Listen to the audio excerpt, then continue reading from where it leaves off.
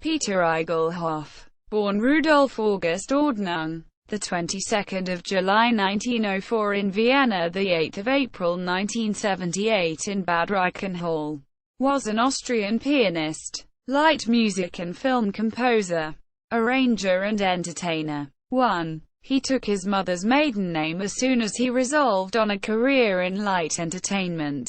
Igelhoff made an early career as a jazz pianist in bars before deciding to hone his playing style by studying in London in the early 1930s. He moved to Amsterdam and later in 1935 to Berlin, where he became extremely busy in film and recording studio work with a group including fellow composer-pianist Georg Haentzschel. 1907 to 1992.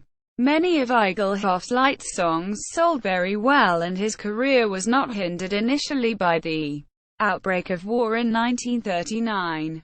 Although by the National Socialists started to deem his music too American in style, and it was eventually banned. By the later 1940s his style went slightly out of fashion, but he managed to keep reasonably busy, almost to the end of his life, by which time his work had been rewarded with a professorship.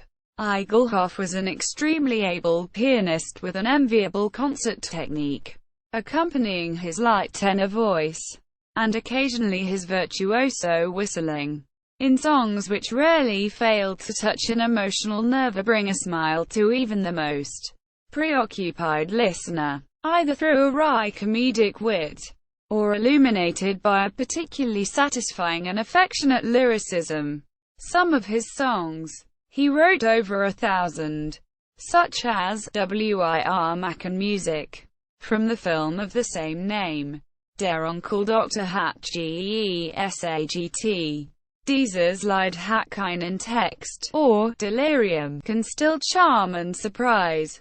For it is fortunate that he made many recordings which a new generation is beginning to discover, recordings which pay tribute to his compelling musicality and dry sense of humor.